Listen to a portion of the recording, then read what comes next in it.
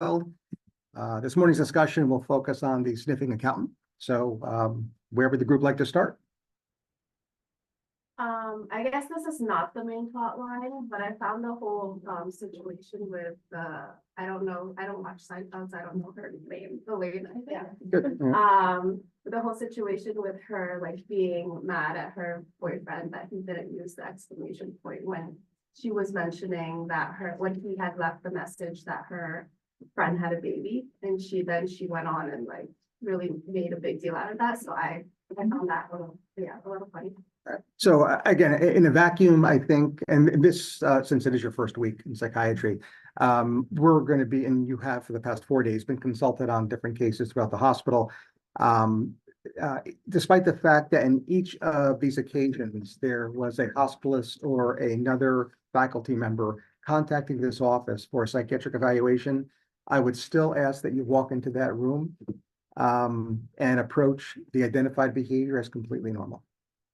Even though the team that's calling us up, pediatrics, surgery, etc., is telling us that it is not by the mere nature that they're contacting us. And this would also hold true in the outpatient setting. So a person calls your office to make an appointment to see you as a mental health care provider. They enter that office, anything they say, anything they do is completely normal until proven otherwise. Now, if that happens within 5 seconds or 5 weeks, doesn't matter. I will also ask, especially if you're going into psychiatry, that no matter how many times you're proven wrong in approaching the situation as complete normalcy or something that is culturally sanctioned, do not get lulled into the aspect of saying, I'm tired of doing this. These behaviors are clearly abnormal. I practice in a psychiatry clinic. Don't do that, right? Because keeping it quote unquote normal, at least in terms of how the individual presents, whether it's Elaine, or whether it's a real patient, consult service, other, really allows you to maintain an unconditional positive regard and in the practice of patient-centric medicine. Elaine, okay? This is completely normal. Now, in the situation where you didn't self-disclose that you don't know Seinfeld and you don't know Elaine, but instead watched all 9 seasons, and we picked up a pattern, often referred to as a pervasive pattern of behavior, we're onto something, right? They're onto something because with patterns, there is increased risk of whatever the behavior is, the exclamation point, the arguing or the discontent with her partner, resulting in clinically significant distress or impairment. Because as soon as that threshold is reached, we can use the word disorder, right? So in this situation, coming from someone not only as a psychiatrist, but someone who has watched every episode more than once, I can assure you, collateral information, that Elaine's behavior is in fact a pattern, and it does in fact result in clinically significant distress, specifically with her interprofessional relationships. So now that we're here, what are your thoughts? Well, we do kind of see it impacting her work when her boss calls her in and he's like, why do you have 1,000 exclamation points in your draft, right? All to do with like proving her point. But to speak to that like more pervasive pattern, we've talked about how Elaine has a lot of issues with the people that she dates, and she almost is self-sabotaging her relationship in a lot of ways. Yeah. So here we're looking at 2 aspects of Elaine's life, and these are not mutually exclusive. Mm-hmm. We have a common variable here, and it happens to be the very thing you picked up on. And what you picked up on adversely impacting both her interprofessional relations, or interpersonal, I should say, relationships, as well as her vocational functioning, right? So at this point, we're going to probably use the word disorder, but now the entire DSM is in front of us. No idea what chapter to get to. Any other observation of Elaine in this particular episode?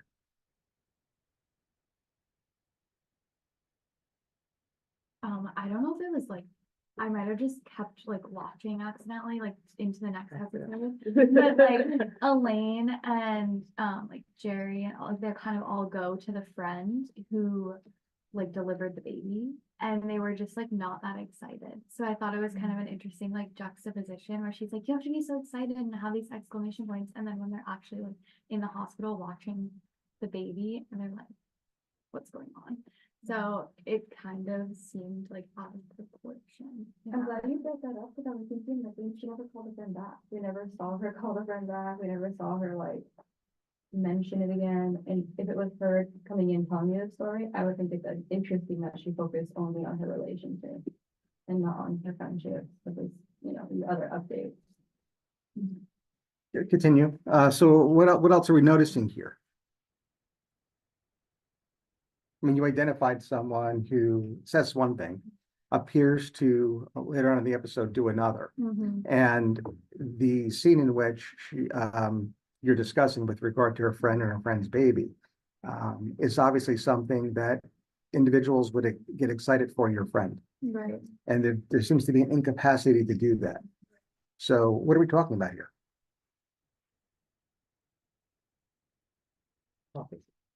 It could be, right? What's the clinical term? We can't use the H word in the clinical note.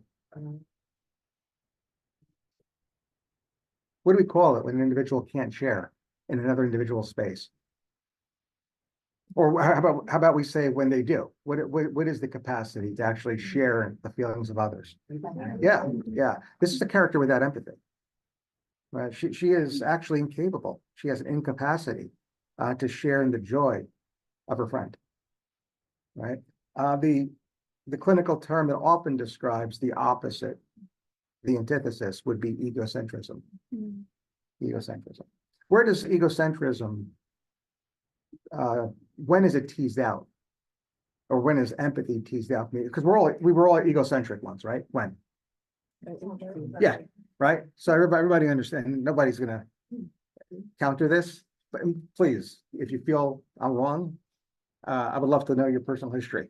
But at some point, you did function as if the world revolved around you. And we have our primary caretaker to thank for that, right? And in a very good way. Today is International Women's Day. This is largely your mother, right? She made you aware, likely, that you were the center of the world. And then one day you found out you weren't, right? Despite your mother's best efforts, right? At some point, you realized other. Now, there are more than one textbooks, or plural, dozens of textbooks written on this in terms of self versus other. As early on in child development that we're talking about, the loss of egocentrism, which also means the onset of empathy. It is also reasonable to assume that someone who is, as an adult, is lacking empathy, and that lack of empathy is resulting in clinically significant distress or impairment, may have had something go awry during this critical developmental phase or window, right? So now we don't have the prequel to this, where again, I keep on saying this, I say this every coach rotation. Larry David has the light go on, the Netflix series that shows the prequel to these characters, early childhood, highlighting the Costanzas, the Seinfeld's parents, is a blockbuster. Nonetheless, we could trace this back to early childhood development. So we probably don't have a diagnostic label that's simple to slap on here. But I could tell you that if this individual were to come to clinical attention, that psychotherapy and examining those past relationships and how they impact adult relationships, vocational, interpersonal, would be, I think, part of the treatment plan. Questions or other observations about Elaine? Very quick to disregard Jerry and Kramer's idea about the sniffing account. Like very much it was like, no, you guys are just off on your own in this world. Like very not entertaining the idea. Yeah. Well, what's interesting is that often these characters own egocentrism in some form of irony, comedic irony, forms a reality check for other that are also going through the same thing. So these four friends play off one another. Somehow Elaine seems to be the focus of reality here, where in a subsequent scene, previous scene, the exact opposite is true. So yeah, there's some irony there. But let's go with your observation. What is Jerry's thoughts about the sniffing accountant? It seemed a little like catastrophizing, like just a worry that just escalated from 0 to 100 basically in a second. That is a kind of doing drugs. I think two teaching points here. One, you've already, I know in the first 4 days of your clerkship have already arrived at, but it's, I think, great to review just a micro didactic on this, and that is deficits that perhaps are uncovered by the routine mental status examination. So the MSE or mental status examination has multiple components, and one of them is thought content. Right now, thought content itself sometimes is categorized or subcategorized as quote unquote killer endings versus themes. Right, the killer endings and the killer endings terminology is largely the product of an acronym, right? ABC stamp licker from brain calipers. I didn't make that one up. But the KE stands for killer endings, right? Suicidal ideation, homicidal ideation. Then you have themes. Themes include a continuum of thought deficit or deficit in thought content, ranging from the quote unquote normal to the most severe quote unquote abnormal. The first of which, mildest form, is the overvalued idea. So now we're on one side of the continuum. Arbitrarily, the overvalued idea does not result in clinically significant distress or impairment, right? In layperson's terms, we might refer to this as a superstition. Then we have the most severe of deficit in thought content. Any guess as to what the clinical label of this is? The delusion. The individual who has a delusion meets several required criteria. Number one, that there is clinically significant distress or impairment, which clearly separates it from the overvalued idea. The other noteworthy distinction of the delusion is that it is not, that this particular thought is not reality-based and is rigid, right? And you do need both of those, right? Because if you say something that is not reality-based and then are provided evidence to the contrary, the individual who says, oh, okay, that makes sense, does not have a delusion. So rigidity is part of the definition of a delusion. Then we have all these intermediate terms. So they separate out from the overvalued idea in that they also result in clinically significant distress or impairment. However, there is some insight that allows you to say that this is not delusional. And so they're intermediate terms. Some of these terms could be, or could include rumination, preoccupation, and obsession. Okay. For all intents and purposes, for today, let's just say we'll use those three terms interchangeably. I just want to make the point that they separate out from the mildest form, that overvalued idea, as well as separate out from the most severe form, that delusion. All right, so, and not really sure where Jerry lies in this continuum, but certainly what your observation entailed is a quick review of these deficits in thought content that could be actually uncovered by a routine mental status examination. Right. Of course, there's the content of Jerry's thought, or in this case, drugs, right? So what drug or drugs does Jerry concerned that his accountant is using? Cocaine? Do they actually say cocaine in the, no. Yeah. I think it was, Yeah. That's no go ahead. Yeah. Yeah, so it's good. It's cocaine. All right. All right. So on a shelf exam, it's never too early to talk about the shelf. What are the, how will, I mean, let me rephrase the question. How will cocaine intoxication appear on your shelf exam? What's the vignette gonna look like? hypertension, something-year-old comes in. Pinpoint? Hi, I'm Opposite? Oh, dilated? You think of heroin? Yeah. Exactly. Yeah. Cocaine intoxication on the shelf exam is clinically indistinguishable from a heart attack, which means that it's clinically indistinguishable from a panic attack. So a patient presents with a vignette, A, acute MI, B, panic attack, 3, cocaine intoxication. There's no way you could tell me you know the answer. All right, so you're gonna have to look now for evidence of pertinent positives and pertinent negatives that allows you to choose A versus B versus C. Right? In clinical practice, it's an acute MI until proven otherwise. Of course, when the EKG returns and the serum markers return normal, maybe sinus tachycardia, but that's it. You can rule out an acute MI. Right? But you still have panic attack versus cocaine intoxication. Let's say there's no further evidence provided. What is the single best answer here? So you've crossed out A. It's not an acute MI. Serum markers are normal, and the EKG only shows sinus tachycardia. No further information is given in your vignette.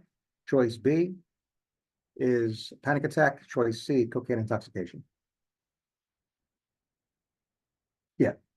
Yeah, you do not diagnose a mental disorder until you've definitively ruled out that a disorder due to the direct and physiologic effects of a substance. So in the hypothetical that no further information is provided, cocaine intoxication is the single best answer. What does cocaine withdrawal look like? It looks like a major depressive episode. Yeah, matter of fact, if you look at what the 4 criteria for cocaine withdrawal, they're part of SIGI-CAPS, right? Which we know as the acronym that highlights a major depressive episode. There is one outlier, which if you had a question writer that really wanted to spoon feed this to you, they would include. However, they could just simply exclude it from the clinical vignette and you'd still have to identify cocaine withdrawal. What's the one criterion for cocaine withdrawal that it does not appear in SIGI-CAPS?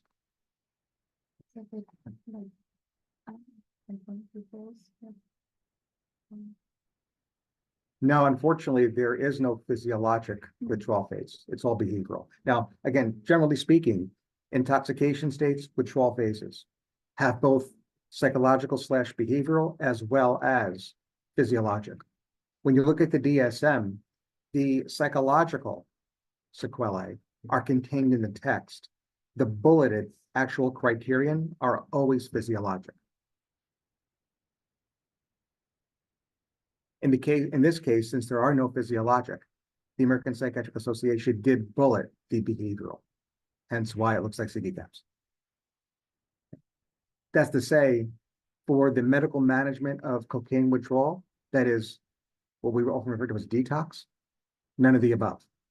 There is no detoxification. There is no medical management of cocaine withdrawal because there is no physiologic cocaine withdrawal. It is all behavioral / psychological. Behavioral / psychological. That's what I meant. SIGI-CAPS, with the exception of vivid dreams. Okay. Vivid dreams is included in the diagnostic criteria of cocaine withdrawal. It does not appear in the definition of a major depressive episode.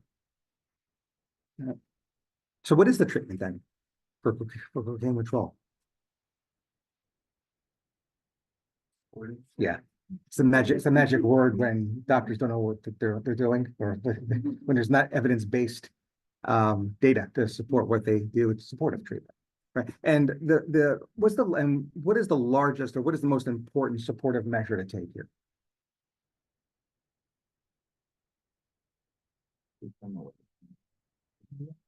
Well, that's going to be core. But there's even one that's more important than that in this treatment plan for cocaine withdrawal. Safe space so that there's no suicidal. That's exactly right. Suicidality. That's the one thing you have to really be concerned about in treatment planning for cocaine withdrawal. Exactly right. Supportive treatment and the specific supportive treatment would be to monitor suicidality closely. Right.